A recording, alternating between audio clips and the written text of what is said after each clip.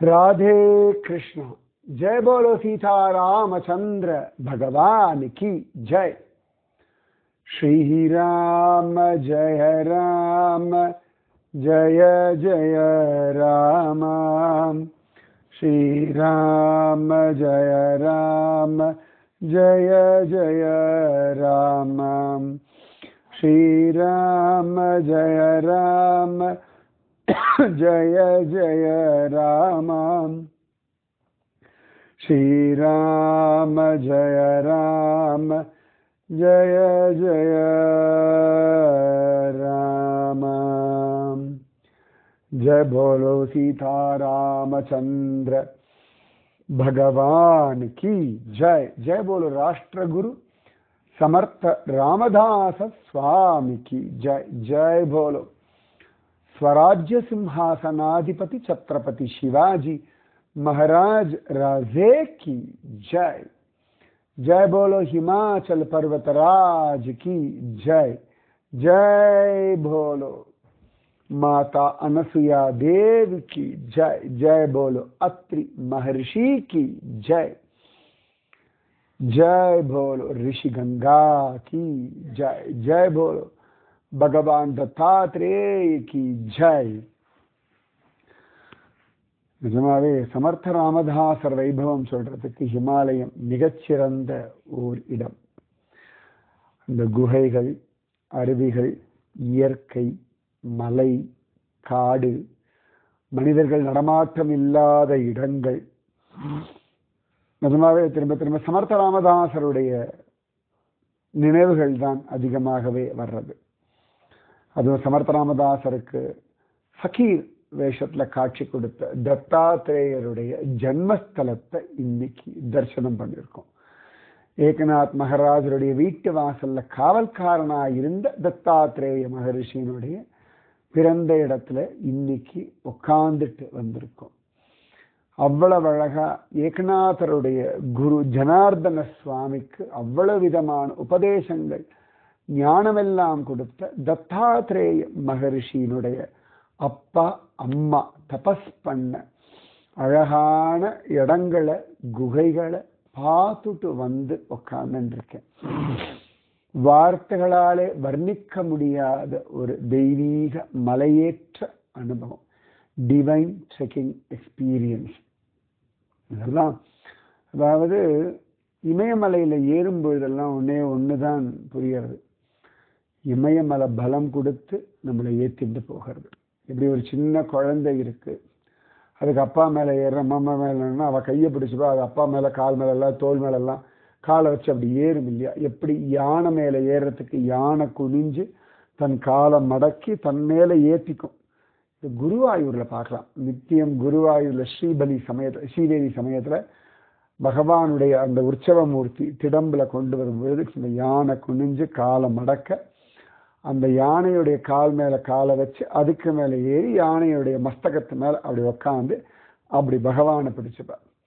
ஒவ்வொரு தடவையும் இமயமலையில் ஒவ்வொரு இடங்களில் ஏறும் பொழுதும் இறங்கும் பொழுதும் நிச்சயமாகவே இமயம் ஒரு தாய் போலே தகப்பன் போல தாங்கி நம்மளை அப்படியே அழகாக அழைச்சிட்டு போகிறதுலாம் நான் ஸ்டாப்பாலாம் எங்கே 6 மணி நேரம் 7 மணி நேரம் நடக்கிற பழக்கம். அதுவும் அவ்வளவு மலைகள் எல்லாம் அவ்வளவு வசரங்கள், கிட்டத்தட்ட ஒரு 50 60 70 மாடி வசரத்துக்கு ஏறுறதெல்லாம் கற்பனை கூட பண்ணி பார்க்க முடியாத விஷயம். 100 மாடி கூட ஏறியிருப்போம் இன்னைக்கு. ஏன்னா கிட்டத்தட்ட 6000 அடி வசரம். ஸோ ஒரு மாடி எத்தனை ஹைட்டுன்னு நீங்கள் கனெக்ட் பண்ணிக்கோங்க. அதை வச்சுட்டு 6000 அடி வசரத்துக்கு எத்தனை மாடி நீங்களே கனெக்ட் பண்ணுங்க, யோசிக்க தப்பில்லை. அத்தனை விசேஷம் இந்த இமாச்சலம். ஹிமகிரி தனய ஹேமலத் எனக்கு ரொம்ப பிடிச்ச பாட்டது. முன்னாடி ராகத்துக்காக பிடிக்கும், இப்ப அர்த்தத்துக்காக பிடிக்கிறது. ஹிமகிரி தனய ஹேமலத்தே. நிஜமாவே ஹிமகிரி தனய, ஹிமகிரியினுடைய மகளே பொற்கொடியே. ஹேமலத்தேனா பொற்கொடி, பார்வதி தேவி. இதெல்லாம் பார்வதி தேவியினுடைய டெரிட்டரி தான். அவ்வளவு அழகா அந்த பார்வதி தேவி மலைமகள், அலைமகள், கலைமகள். ரொம்ப அழகான தமிழ் பேர் பார்வதிக்கு. பர்வத ராஜகுமாரி, அதுதான் பார்வதி. பார்வதின்ற வார்த்தையை சரியா தமிழ் படுத்தினா மலை மகள். அப்புறமா திருப்பார் கடல்லையே இருக்கக்கூடியவள், கடல்ல இருக்கக்கூடியவள், கடல்ல எப்பொழுதுமே அலை அடிக்கும், அதிலிருந்து வந்தவள், அதனால லக்ஷ்மி அலைமகள். சரஸ்வதி தேவி வித்யைகளுக்கெல்லாம் அவள் தான், அதனால கலைகளுக்கெல்லாம், அதனால கலைமகள். மலைமகள், அலைமகள், கலைமகள்.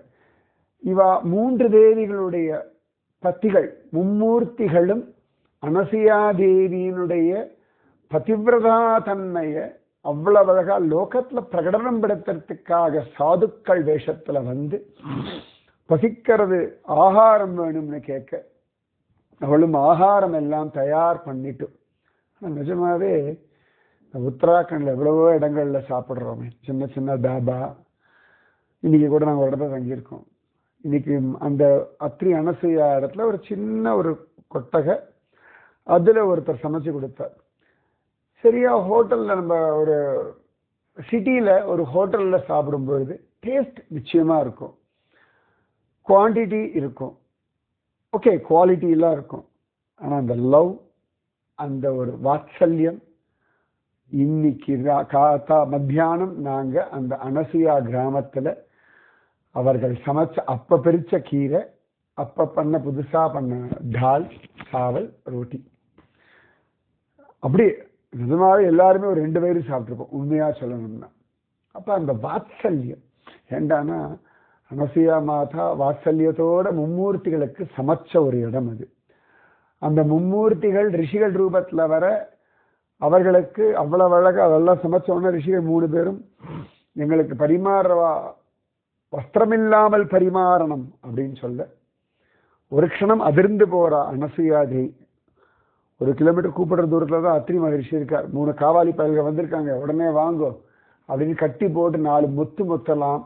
ஆனா பார்க்கல, அது எப்படி யார் இப்படி கேட்பார்கள் அப்படின்னு புரிஞ்சுண்டு கமண்டல ஜலத்தை எடுத்து மும்மூர்த்திகள் மேல தெளிக்க, அந்த மும்மூர்த்திகளும் குழந்தை இவளை ட்ரெஸ் இல்லாம பார்க்கணும் அவ நினைக்க, கடைசியில இவர்கள் 3 பேரும் ட்ரெஸ் இல்லாம குழந்தையாயிட்டு. அது நினைச்சு அசந்து போறான் இந்த விஷயத்த. நீ அதானே சொன்ன, அதுக்கு என்ன ட்ரெஸ் கிடையாது, உனக்கே கிடையாது, இப்போ உனக்கும் கிடையாது, எனக்கும் கிடையாது, யாருக்கும் ட்ரெஸ் கிடையாது இப்போ அப்படின்னு அவ்வளவழகா மும்மூர்த்திகளை குழந்தைகளா மாத்தின அனசூயா தேவி. அத்ரி மகரிஷியும் ஆனந்தமா அதை கொண்டாடின ஒரு இடம். அந்த இடத்தெல்லாம் சேவிச்சுட்டு இறங்கி வந்துண்டு உட்கார்ந்துண்டு இந்த சமர்த்தராம, அதுவும் அத்ரி மகரிஷி குகைக்கு கயிறு பிடிச்சு தொங்கி மேலே ஏறி பாறைக்கு நடுவில் தவழ்ந்து ஊர்ந்து, அதுக்கப்புறமா ஒரு அருவிக்கு பின்னாடி அப்படியே ஒத்தையடி பாதையில 6000 அடி உசரத்துல அப்படி நடந்து அங்க செல்ஃபி எல்லாம் எடுத்துட்டு இப்ப நினைச்சு பார்த்தா எப்பா அப்படின்னு இருக்கு. கரணம் தப்பினா மரணம் இல்லை, கால் கொஞ்சம் மாற்றி வச்சா கூட அவ்வளவுதான், நேரம் அப்படியே அர்க்கியம் தான். ரிஷி கங்கால இருந்து அழகான ரிஷி கங்கா அதுக்கு பேரு. அதுல 3 குழந்தைகளையும் அழிச்சுண்டு அழகா போயிட்டு வந்தோம்னா நிஜமாவே ஹிமாலய பர்வதராஜனுடைய அனுகிரகம், அனசூயா மாதாவினுடைய ஆசீர்வாதம், அத்ரி மகர்ஷியுடைய கிருப்பை. இதில் அங்க அங்க தபஸ் பண்ணிட்டு இருக்கிற ஒரு மௌனி பாபாவுடைய நிர்ஹேத்துக்க பிரேமை. ஏன்னா அவரை போகும்போது பார்த்துட்டு போனேன். நாங்க அந்த ரிஷிகங்கா கிராஸ் பண்ணும்போது அவர் எங்களையே பார்த்துட்டு இருந்தார். கடைசியா இருக்கிற ஆள் கிராஸ் பண்ற வரைக்கும் அவர் அதை பார்த்துட்டே இருந்தார். நான் நினைச்சேன் ரைட்டு, ஏன்னா ஒவ்வொருத்தரும் கிராஸ் பண்ணும்போது பார்த்தார். குழந்தைகள் கிராஸ் பண்றதை பார்த்தார், நான் கிராஸ் பண்றதை பார்த்தா, எனக்கு பின்னாடி வரவா கிராஸ், எல்லாரும் கிராஸ் பண்ணி முடிச்சு என்ன பண்றான்னு பார்த்தேன். அது வரைக்கும் பார்த்துட்டு இருந்தா டக்குன்னு அழகா உட்காந்து ஜெபிச்சிருந்தார். நடுவில் ஜெயிப்பார், எல்லாரையும் பார்ப்பார். போயிட்டு வந்தோடனே அவருக்கு அவ்வளவு சந்தோஷம், வாங்க வாங்க வந்தாச்சா, போயிட்டு வந்தாச்சா அப்படின்னு. அதெல்லாம் ஒரு தெய்வீக அனுபவம். நிஜமாவே எனக்கு இன்னைக்கு வந்து அந்த அத்ரி மகரிஷியோட இடத்துல உட்காந்துண்டு இப்படியே அந்த அருவி கொட்டுறதெல்லாம் பார்க்கும்போது எக்ஸாக்டா சிவ்தர்கள் சமர்த்த ராமதாசர் அந்த அருவி. ஏன்னா இதே பொசிஷன்ல சிவ்தர்கள்ல நான் உட்காந்துருக்கேன், அங்க அப்படியே அந்த அருவி வழிஞ்சிருக்கு. எனக்கு ஒரு துளி மாற்றமே இல்லை, அப்படியே சிவத்தர்கள் மாதிரியே இருக்கு, அவ்வளவுதான். சிவத்தர்களுக்கு இப்படி செய்ய பிடிச்சி பாறைகளுடலாம் கேப்ல எல்லாம் போக வேண்டாம், ஈஸியா போயிடலாம். பட் ஆனா அந்த உட்கார்ந்த இடம், அந்த அருவியினுடைய தரிசனம் நிஜமாவே சமர்த்த ராமதாசரை தான் எனக்கு ஞாபகப்படுத்தி. சமர்த்த ராமதாசர் அவ்வளவு தூரம் அத்தனை மனோபலம் கொடுக்குற. நிஜமாவே இன்னைக்கு எங்களுக்கு அந்த சாது அப்படி ஒரு மனோபலம் தான் கொடுத்தார். அத்தனை அதில் வேற அந்த சாது அவருக்கு வந்து மேங்கோ பைட் சாக்லேட்லாம் எடுத்து எங்க எல்லாருக்கும் கொடுத்து புதுசா கவரை ஓப்பன் பண்ணி அவரே எங்கேயோ உட்கார்ந்துருக்கார். அந்த அத்திரி அனுசூயா குகைக்கு அந்த கிராமத்தில் இருக்கிறதே 5-10 பேர் தான். அதுக்கு எத்தனை பேர் போவான்னு எனக்கு தெரியல. இன்னைக்கு போகும்போது மலை ஏறும்போது நாங்கள் ஒரு 6-7 பேர் இருந்தோம். அதுக்கப்புறம் ஒரு 8-10 பேர் வந்திருந்தோம். அவ்வளோதான். இந்த மாதிரி வந்தாச்சு. போன வாட்டி யாருமே கிடையாது, நாங்கள் மட்டும்தான் இருந்தோம். அதுலேயும் தங்கிட்ட இருக்கிறத எடுத்து கொடுக்கணும்னு அந்த மகாத்மாவுக்கு தோணித்தேன். அத்தனை ஒரு எல்லாரும் சாய் குடிச்சிட்டு போகும்போது வேற ஏதாவது சாப்பிடும்போது உபச்சாரம் எங்க 6 அடி வசரத்துல காட்டுக்குள்ள அவர் உட்காந்துட்டு இருக்கார். அந்த காட்டுக்குள்ள உபச்சாரம். நம்ம எல்லாம் வீட்டுக்குள்ள இருக்கோம், சரி பக்கத்துக்குள்ள போய் பாலை வாங்கிட்டு ஒரு டீயை போட்டு கொடுக்கலாம், அதுக்கே அவ்வளோ பந்தா பண்ணுவோம். எங்கள் காட்டில் நாங்கெல்லாம் நல்ல ஹோஸ்ட் கெஸ்ட் வந்து அப்படி தாங்குவோம். நிஜமாவே பெஸ்ட் ஹோஸ்ட் இவர் தான். நான் 2வது அவரை பார்க்குறேன். அவர்கிட்ட இருக்கிறதுல வந்தவாளுக்கு எல்லாருக்கும் கொடுக்கணுன்ற அந்த மனசு இருக்கு இல்லையா, பியாண்ட் அது நிஜமாவே அதான் லவ். இந்த அன்பு பிரேமை, அதாவது எதிர்பார்ப்பில்லாத ஒரு அன்பு. அவரோட கொடுத்து பெருசாக நாங்க ஒரு மஸ்தி அமுல் மஸ்தி கொடுத்து அவருக்கு அப்படின்னு அந்த முகத்துல நிஜமாவே அந்த ஒரு அனுகிரகம். சத்தியமாவே இன்னைக்கு அனுகிரக டே அப்படிதான் சொல்லணும். த டே ஆஃப் கிரேஸ், கிரேஸ்ஃபுல் டே. அவ்வளவு சுகம், அவ்வளவு ஆனந்தம். அவருடைய அந்த ஆனந்தம் நிஜமாவே சத்ரபதி சிவாஜியினுடைய வெற்றியில சமர்த்த ராமதாசருக்கு உண்டான ஆனந்தம். எனக்கு அப்படிதான் ஃபீல் பண்ண முடியும். ஏன்னா சிவாஜி ஒவ்வொருத்தரா ஜெயிக்கும் பொழுதும் அத்தனை ஆச்சரியமா அந்த அனுகிரகத்தை பார்த்தேன். சிவாஜி மகாராஜா எப்படி சைஷ்டகான் வரலெல்லாம் வெட்டிடுறான், பண்ணணும், தப்பே கிடையாது. சிலதெல்லாம் நான் இப்போ வந்து இந்தியாவில் இருந்த நிறைய ராஜாக்கள் ராணிகள் கதையெல்லாம் டெக்ஸ்ட் புக்கில் கிடையாது இல்லையா, அதோட விஷயங்கள் படிச்சுட்டு இருக்கேன். அதில் கார்வாலில் ஒரு ராணி இருந்திருக்கேன், எனக்கு அவள் பேர் மறந்து போயிடுது. அவள் எப்படின்னா இந்த இன்வேடர்ஸ் எல்லாம் வரும்போது அவள் மூக்கெல்லாம் வெட்டி விட்டுரும். அப்போ அந்த அடுத்து போய் திருப்பி இந்த பக்கம் வரமாட்டான்ல.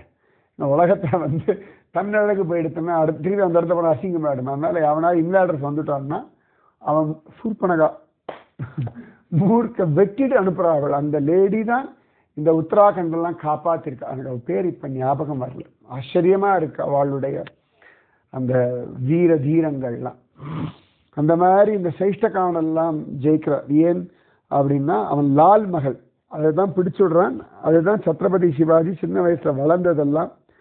அதனால சத்ரபதி சிவாஜிக்கு ரொம்ப பர்சனலா அது ஒரு சத்திரியன் இல்லையா, தன்னுடைய இடத்தை அபகரிச்சாச்சுன்னா அவனை உயிரோட விடக்கூடாது. அது ஒரு தர்மம், க்ஷத்ரிய தர்மம். அந்த டெரிட்டோரியல் அந்த ஒரு வீரம் இருக்கணும். புலியெல்லாம் அதோட டெரிட்டரியை மார்க் பண்ணிட்டு போகும்.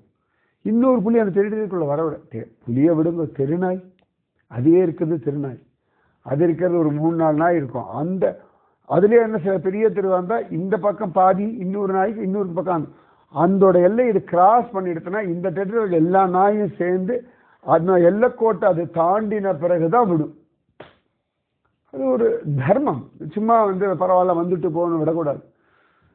சில விஷயங்கள்லாம் எங்க நிறுத்தணுமோ அங்க நம்ம செருப்பா இருக்கணும், நம்ம செருப்பு வெளில தான் இருக்கணும், தலைவனை கிட்ட வரக்கூடாது. வந்ததுன்னா அது நியாயம் இல்லை. எந்தெந்த விஷயத்துல யார் யாருக்கு அவ்வளவு தூரம் அனுமதி அப்படின்றது, நாம இந்த தேசத்துடைய பிரஜையாவே கூட இருக்கலாம், ஒரு மிலிட்டரியோட ஹெட் குவார்டர்ஸ்குள்ள நுழையிறதுக்கு நமக்கு ரைட்ஸ் கிடையாது. அந்த தேசத்து பிரஜைதான கிடையவே கிடையாது. அதற்கான அந்த தகுதி அதெல்லாம் இருந்தால் மட்டும்தான் உண்டு. அப்ப சத்ரபதி சிவாஜி ஜெயிச்சுட்டார். சமர்த்த ராமதாசருக்கு அவ்வளவு சந்தோஷம். அப்ப சத்ரபதி சிவாஜி பார்க்கறா நிறைய தனம் செலவாகும் இல்லையா. ஒரு யுத்தம், ஒரு கண்ட்ரியில யுத்தம் நடந்துட்டே இருக்குன்னா நிஜமாவே அந்த வெல்த் டாக்ஸ் எல்லாம் என்ன ஆகும்னே சொல்ல முடியாது. எவ்வளவு கவர்மெண்ட் வந்து மக்களுக்கு பண்ணணும், அதே சமயத்தில் தேசத்தை காப்பாற்றணும். காப்பாற்றுறதுக்கு இன்வேஸ்ட் கிடையாது, காப்பாற்றுறதுக்கு ஆக்கிரமிப்பாளர்கள் காப்பாற்ற அவ்வளவு செலவு பண்ணணும். உலகத்திலே பார்த்தோம்னா இன்னைக்கு மிலிட்ரிக்கு நிறைய செலவு பண்ற ஒரு தேசம் நம்முடைய தேசம். ஏன்னா சுத்தி வர அந்த ஜாக்கிரதை இருந்தா மட்டும்தான் உள்ள இருக்க மக்களை வாழ வைக்க முடியும். இப்ப நம்ம வெளியிலேருந்து வெள்ள குளிர்றது, வெளியிலேருந்து ரொம்ப வெயில் வர்றது, வெளியிலேருந்து கிருமிகள்லாம் வர்றது, இதை எதிர்த்து போராடுறதுக்கு உள்ளுக்குள்ள உடம்புக்கு சக்தி இருந்தா தான் இதெல்லாம் போராட முடியும். உடம்புக்கு பலம் இல்லைன்னா வெளியிலேருந்து வர ஒவ்வொன்றுமே உடம்ப அட்டாக் பண்ணும். ஸோ ஒரு தேசத்தினுடைய டெரிட்டரியை காப்பாற்றணும் அப்படின்னா அதுக்கு அந்த வெல்த் அவ்வளவு முக்கியம். அதுக்காக கவர்மெண்ட் பர்பஸ் எதுக்கு டாக்ஸ்ன்னா இது எல்லாம் மெயின்டைன் பண்ணி இதை ஸ்ட்ராங்காக வச்சாதான் வெளியிலேருந்து ஒருத்தன் வர முடியாது, ஆக்கிரமிக்க முடியாது, ஆக்கிரமிச்சாலும் ஃபைட் பண்ணி ஜெயிக்கணும். ஸோ ஒரு கவர்மெண்ட்னா நிஜமாவே அது ஒரு பெரிய ப்ராப்பராக கவர்மெண்ட் பண்ணுறவாளுக்கு தெரியும். தர்மப்படி அரசாங்கத்தை நிர்வாகம் பண்ணணும். தன் சுகம் தனக்கு வந்து பதவி இருக்கு, தனக்கு வந்து பவர் இருக்குன்னு பண்றவாளால அவளுக்கு கஷ்டம், அடுத்த வாழ்க்கும் கஷ்டம், தேசத்துக்கு ரொம்பவே கஷ்டம். அப்ப அவ்வளவு ஸ்ரத்தையோட அந்த ராஜ்யம் இருக்கு. அந்த அந்த மாதிரி ராஜ்யம் பண்ணது ராமன் தான். அதனால ராமராஜ்யம்ன்ற ஒரு கான்செப்ட்ல தான் சமர்த்த ராமதாசர் அதை பேஸ் பண்ணி தான் சத்ரபதி சிவாஜி அதை பேஸ் பண்ணி தான் இன்னைக்கும் நம்ம தேசத்துல பொறுத்த வரைக்கும் ஒரு லேண்ட்மார்க் எதுன்னா ராமராஜ்யம். ஏன்னா வால்மீகி மகரிஷி ராமன் பட்டாபிஷேகம் எடுத்துட்ட பிறகு ராமராஜ்யம் எப்படி இருந்ததுன்னு வர்ணிக்கிறார். யாரும் ஏழை இல்லை, யாருக்கும் வந்து கொள்ளையடிக்கலை, யாரும் யாரை பற்றி அவதூறு பேசலை, எவ்ரிபடி ஹாப்பி கண்டென்டட், எல்லாருக்கும் எல்லாம் கிடைச்சது. இப்போ 1000 கம்யூனிசம் எல்லாம் சொல்ல பாருங்க, எல்லாம் போய் உண்மையாகவே ராமராஜ்யத்தை எல்லாரும் எவ்ரிபடி வாஸ் ஹாப்பி. அவாவா தர்மத்தை பண்ணிட்டு அவாவா பண்ணக்கூடிய வேலை கர்மாவுக்கான பலன்கள் கிடைச்சுண்டு, சம்பளம் கிடைச்சுண்டு, குடும்பத்தோட சந்தோஷமா இருந்துட்டு, லாங் டியூரேஷன் வாழ்ந்துட்டு. ராமராஜ்யத்தில் இளவயசு மரணங்கள் இல்லை, வைதவியம் இல்லை. ஏன்னா ரொம்ப கஷ்டம், வயசானவா இருக்கும்போது இளவயசுக்கார செத்து போகிறது. அப்போ அதெல்லாம் பெரிய டேஞ்சர். அது எதுவுமே ராமராஜ்யத்தில் இல்லை, எவ்ரிபடி வாஸ் ஹாப்பி அப்படிங்கிற. அப்போ அதை உத்தேசிச்சுட்டு சத்ரபதி சிவாஜி ஓடின்னு இருக்கான். அது தவிர அவனுக்கு கொஞ்சம் பர்சனலாக அவனை கொஞ்சம் வெறுப்பேற்றி விட்டுட்டான். இந்த லால் மகளை பிடிச்சது ஒரு பெரிய தப்பு. அனாவசியமாக சத்ரபதி சிவாஜியுடைய பர்சனலாக அவனை அட்டாக் பண்ணிட்டான். அவன் வீரன், அதனால் சிவாஜி பார்த்தான் எங்கே அடித்தா முகல்ஸ்க்கு வலிக்குமோ அங்கே அடிப்போம். அடிக்கிறதும் எப்படி இருக்கணும்னா தனக்கும் பிரயோஜனமாக இருக்கணும். அதுக்கு நல்ல இடம் சூரத். அவ்வளவு பைசா உண்டங்க, அவ்வளவு நிறைய ட்ரேடிங். இன்றைக்குமே சூரத் பெரிய இடம், அவ்வளவு பைசா புரளும் அங்கே. எல்லாரும் ட்ரேடிங்க்கு வருவா. டச்சு, போர்ச்சுகீஸ் எல்லாருமே அந்த சமயத்தை உள்ளே வர ஆரம்பிச்சாச்சு சிவாஜியினுடைய அந்த பீரியட்ல. தேடி பாருங்க, சூரத் லூட் அப்படின்னு போட்டேன்னா என்ன இயர், எந்த மாதம், என்ன தேதி, எத்தனை நாள் எல்லாம் இருக்கு. சொல்லுங்க, எனக்கு இப்போ தெரியும், சொல்ல மாட்டேன், கண்டுபிடிங்க. 2 தடவை சூரத் மேல ஆக்கிரமிச்சா சத்ரபதி சிவாஜி அப்படின்னு அவருடைய சரித்திரத்தில் காண கிடைக்கிறது.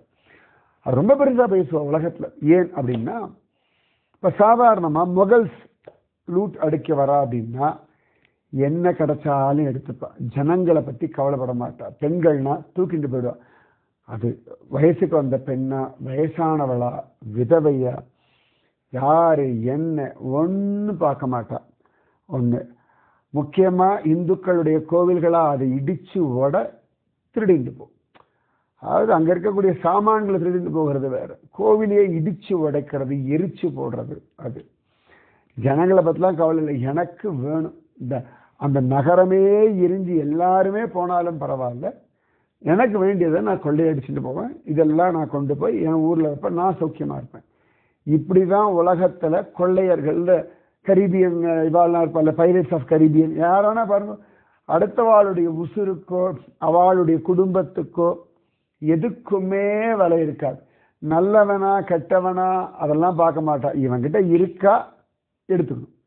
இன்றைக்கும் எனக்கு சொல்லுவாள், நான் ஆப்பிரிக்கா போயிருந்து போய் சொன்னான், ஒரு காலத்தில் அப்படி இருந்தது ஆப்பிரிக்காவில். எப்படின்னா அவளுக்கு திருட்டுத்தனம்னா கூட என்னன்னு தெரியாதுன்னு சொல்லுவாள், ஜென்ரலைஸாக சொல்லுவாள். என்கிட்ட ஒன்று இருக்கு, மொபைல் இருக்கு, அவட்டெல்லாம் எடுத்துன்னு போயிடுவா. கேட்டால் என்கிட்ட இல்லை, எனக்கு வேணும் எடுத்துன்னு போயிட்டேன். இது ஒரு திருட்டுத்தனம்ன்ற என்ன கூட, ஏன்னா அந்த அளவுக்கு அவளோட பாவர்ட்டி அந்த மாதிரி மிஸ்யூஸ், அதனால அப்படி இருந்தான்னு சொல்லுவாள். பல இடங்கள் அப்படி சொல்கிறது உண்டு. என்கிட்டயே பர்சனலாக ஒரு ஆஃப்ரிக்கன் சொன்னான். அதெல்லாம் இவ்வளவு தைரியமாக நான் சொல்லிட்டு இருக்கேன், இது எங்கே படிச்சுட்டு இல்லை. ஒரு ஆஃப்ரிக்கனே நாங்கள் அப்படி தான் எடுத்துகிட்டு போயிடுவோம், எங்களுக்கு வேணும்னா. எங்ககிட்ட இல்லை, உங்ககிட்ட இருக்கு இல்லையா? ஸோ உங்ககிட்ட இருக்கிற நிலைமையில நீ இருக்கா, எங்கிட்ட அது இல்லை, நீ வேணா வேறு வாங்கிட்டு எனக்கு இது வேணும் எடுத்துன்னு போவேன், இப்படியே சொல்லுவா. அவள் சொல்லுவா ஹவு அப்படின்வா. அவள் நிஜமாவே நான் அசந்தே போயிருக்கேன். அவன் சொல்லுவான், எங்களுக்கு இதெல்லாம் தப்புன்னு கூட தெரியாது, இதெல்லாம் வந்து நீங்கள் சொல்கிற மாதிரி மாரல் இப்போ நான் கற்றுக்கிற மாதிரி we don't know what is moral, இப்படியே சொல்லியிருக்கான். ஒரு ஆசிரியர் எனக்கு சொல்லியிருக்கான். நான் சொல்கிறேன், we don't know what is moral. நாங்கள் எனக்கு பசிக்கிறது, எனக்கு சாப்பாடு இல்லை, எனக்கு உடுத்திக்கிறதுக்கு துணி இல்லை, என் கண்ணெதிர்க்க ஒரு குடும்பம் ஜோஹோன்னு வாழறது, நான் படாத பாடுபடுறேன். ஸோ ஒரு காலத்தில் நாங்களாம் நிறைய நல்ல பலன்கள்லாம் இருந்தோம். அப்புறம் அந்த இங்கிலீஷ்காரா வந்தாங்களெல்லாம் கன்வெர்ட் பண்ணோம், எல்லாத்தையும் பிடிங்கிட்டு போயிட்டா, சர்வைவல் இல்லை. அப்போ எங்களோட இடத்துல எல்லாரும் வாழ்ந்துட்டு இருக்கா, ஆனால் எங்களுக்கு ஒன்றும் வாழ்க்கை இல்லைன்போது அப்போ எங்களுக்கு போடாமல் எப்படி என் இடத்துல நல்லா வாழலாம், அப்போ என் இடத்துல தான் நல்லா வாழலாம், அப்போ அவங்ககிட்ட நான் எடுத்துக்கிறேன். இப்படியே ஒரு ஆப்பிரிக்கன் எங்கிட்ட பேசியிருக்கேன். நான் உகாண்டா போயிருந்த பொழுது ரொம்ப வருத்தப்பட்டு சொல்லிட்டு இருந்தேன். நிஜமாக ரொம்ப அவன் சொன்னா, உங்களுக்கெல்லாம் நீங்கள்லாம் எங்கேயோ இருக்காது, இந்தியன்ஸ் எல்லாம் ஃபாரவே எங்களுக்கெல்லாம் வந்து பேசஞ்சர் ட்ரெயின்ஸ் கூட கிடையாது. பேசஞ்சர் ட்ரெயினே அவளுக்கு ஒரு பெரிய கனவு. நான் பார்த்துருக்கேன் உகாண்டா, அவ்வளோ அழகான ஊர், ஆனால் அவ்வளோ பாவமாக இருக்கும் பார்க்குற ஜனங்களுடைய நல்ல. நம்ம யூஸ் ஜீன்ஸ் எல்லாம் எடுப்போம், இங்கே எல்லாம் எடுப்பா பாருங்க, அதெல்லாம் அங்கே போகும், அதெல்லாம் ஃப்ரெஷ்ஷாக வாங்க. அவளுக்கு அவ்வளோ பெரிய சந்தோஷம் அது லைஃப்பில். நிஜமாவே இப்போ அப்படின்னு எனக்கு தெரியும், நான் ரொம்ப வருஷம் ஆயாச்சு. பட் ஸ்டில் இன்னும் இப்போ தான் ஆப்பிரிக்கன் G20 ஆப்பிரிக்கனுக்கு ஒரு மரியாதை கொடுத்து அந்த ஆப்பிரிக்கன் கண்ட்ரிஸ் உள்ளே கொண்டு வந்துட்டு இருக்கா. நிஜமாவே பாரதம் விஸ்வகுரு தான், லோகா சமஸ்தா சுகினோ பவந்துன்ற கான்செப்ட் அன்னைக்கும் உண்டு, இன்னைக்கும் உண்டு. ஸோ சத்ரபதி சிவாஜி அவ்வளோ டேட்டாஸ் கலெக்ட் பண்ணுறாங்க அந்த சூரத்தில். யாரெல்லாம் பணக்காரா, யார்கிட்ட எவ்வளோ பணம் இருக்குது, அவன் ஜனங்கள் நல்லது பண்ணுறானா இல்லையா, அவன் மட்டும் எல்லா டீட்டெயில்ஸும் எடுத்து அதில் யாரெல்லாம் அந்த முஸ்லீம் நிறைய பேர் உள்ளே இருப்பான், கச்சா முச்சான்னு கொள்ளை அடிச்சு நிறைய ட்ரேடிங் பண்ணியிருப்பா, யாருக்கும் ஒத்த பைசா செலவு பண்ண மாட்டான். அவளுடைய கூட்டம் வளர்கிறதுக்கு அவளுடைய அந்த கன்வர்ஷன் இதுக்கெல்லாம் கோடிக்கணக்கில் செலவு பண்ணுவான். மற்றபடி ஒரு பைசா யாருக்கும் கொடுக்க மாட்டான். வேலைக்காரர்களெல்லாம் தனக்கு கஷ்டமாக இருக்க வேலைக்கு வச்சுப்பான். தன்னுடைய மனுஷால இன்னைக்கும் அரப் கண்ட்ரீஸில் கண்ணெதிர்க்க பார்க்கலாம். அவள் யாரும் வேலையை செய்ய மாட்டாள், அவளுக்கு பெருசாக தெரியறதோ இல்லை, வேலை செய்ய மாட்டாள். இங்கேருந்து நம்ம ஊர்லேருந்து அழிச்சுட்டு போவா. அது சில பேரில் ரொம்ப ஃபனட்டிக்காக இருப்பாள், கொதிக்கிற தண்ணி கொட்டுவா, 18 மணி நேரம் வேலை செய்ய சொல்லுவாள், ராப்பகல் அந்த வெயில்ல நிறைய உண்டு. நிஜமாவே இந்தியாவில் we are safe and happy. சரியா நிறைய விஷயங்கள் பார்த்தோம்னா நமக்கு பல விஷயங்கள்லாம் வந்து நாம் அனுபவிக்கிற சுகங்களுடைய விலை கூட நமக்கு தெரியாது.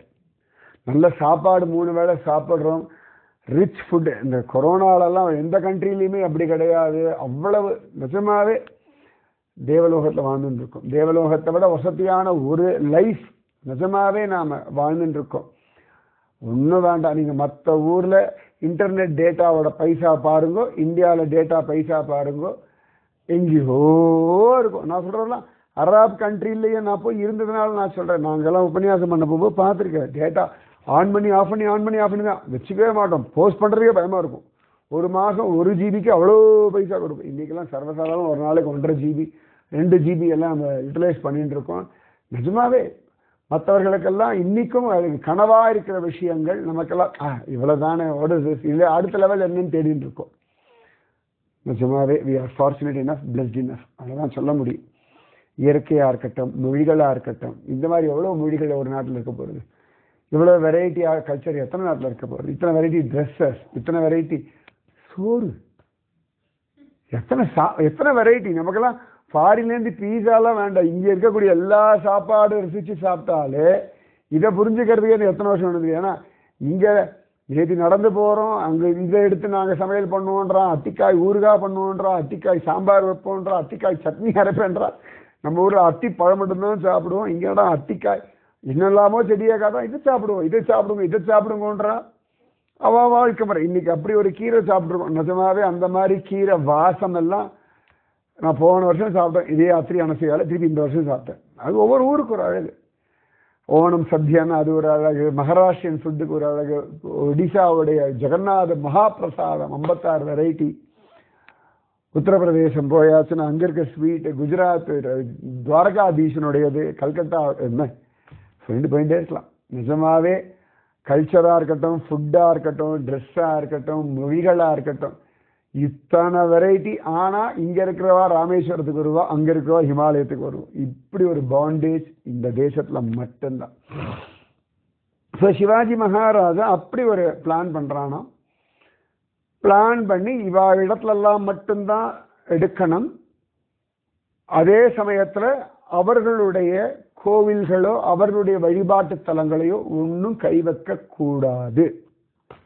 இல்லாட்டி என்னைக்கோ எல்லாம் முடிஞ்சு போயிருக்கும். நம்ம தேசத்தில் இருந்த பல விஷயங்கள்லாம் என்னைக்கோ இல்லாமல் போயிருக்கும். அது அவளுடைய நம்பிக்கை. அவள் ஏதோ பண்ணிட்டு போட்டோம். அவள் வீட்டு பொண்ணுங்களை தொடக்கூடாது, குழந்தைகளை தொடக்கூடாது, தனம் மட்டும்தான் எடுக்கணும். எவ்வளோ கஷ்டம். ஒரு இடத்துக்கு போகிற இவ உசுர பணையை வச்சு ஒரு இடத்த கொள்ளையடிக்க போகிறா.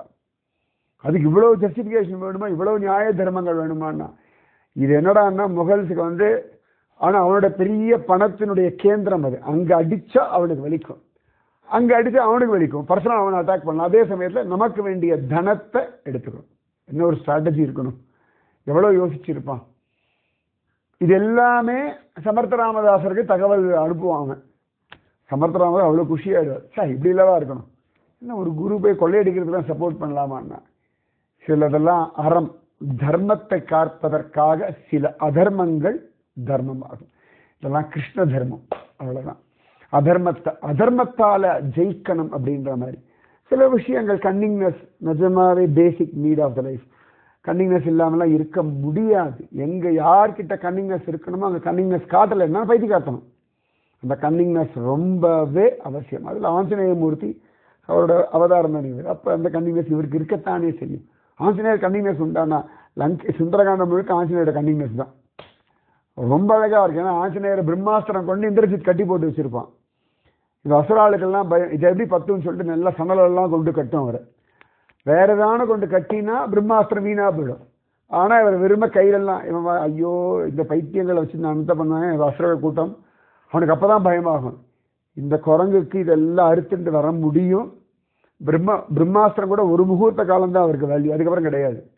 ஆனாலும் இந்த குரங்கு சும்மா இருக்கு, இது என்னெல்லாம் பண்ண போறதுன்னு பயந்தா அதே என்னமோ அவரால் அந்த சணலெல்லாம் அறுத்துட்டு வர முடியாதபடியே பாவமா போய் ராவணன். என்ன கன்னிங்னஸ் இருக்கணும். அதே கன்னிங்னஸ் சமர்த்த ராமதாசருக்கு நன்னா உண்டு. நம்ம குருமார்கள்லாம் ஏதோ பாவமா சத்தியம் ஞானம் அனந்தம் பிரம்ம அப்படிதான் இருப்பார்கள். எங்க யாருக்கு கன்னிங்னஸை காட்டணுமோ காட்டவும் தெரியும். மீதி விஷயம் நாளைக்கு. ராதே கிருஷ்ணா. ஸ்ரீராம ஜய ராம ஜய ஜய ராம. ஸ்ரீராம ஜய ராம ஜய ஜய ராமா. இது கேட்ட கேள்வி லால் மஹல். அங்கதான் அந்த சைஷ்டக்கான உட்காந்துட்டு இருந்தான். அதுக்கப்புறமா நகுலர் அவனை தான் முதல்ல அனுப்புகிறார் யுதிஷ்டர். ஸோ நகுலர் தான் திரும்பியும் கேட்குறார் யுதிஷ்டர். அதனால ஸோ இன்னைக்கு சூரத் அதான் நிச்சயமாக நம்ம படிக்கணும், நம்ம குழந்தைகளுக்கு சொல்லித்தரணும். அவ்வளவு நல்லா இருக்கும். சிவாஜி மகாராஜாவுடைய அது அழகான ஒரு இன்சிடென்ட் உண்டு. அது நாளைக்கு நான் சொல்கிறேன். அந்த டைமில் உள்ளுக்குள்ளே டச் போர்ச்சுகீஸ் எல்லாம் உள்ளே வந்தாச்சு. அவெல்லாம் வந்து அங்கே நிறைய ப்ரீச்சிங் இதெல்லாம் நடந்துட்டுருக்கு. ஒரு பக்கம் கன்வர்ஷன் மாஸ் கன்வர்ஷன்லாம் ஒரு பக்கம் நடந்துட்டுருக்கு. இதுக்கு நடுவில் தான் சத்ரபதி சிவாஜியினுடைய சூரத் அட்டாக். ராதே கிருஷ்ணா. जय बोलो सीतारामचंद्र भगवान की जय. जय बोलो राष्ट्रगुरु समर्थ रामदास स्वामी की जय. जय बोलो स्वराज्य सिंहासनाधिपति छत्रपति शिवाजी महाराज राजे की जय. जय बोलो अनसुईया माता की जय. जय बोलो अत्रि महर्षि की जय. जय बोलो ऋषि गंगा की जय. जय बोलो हिमाचल पर्वतराज की जय. राधे कृष्णा. जय बोलो भगवान दत्तात्रेय की जय. जय बोलो वीर धीर सूर आंजनेय स्वामी की जय. राधे कृष्णा.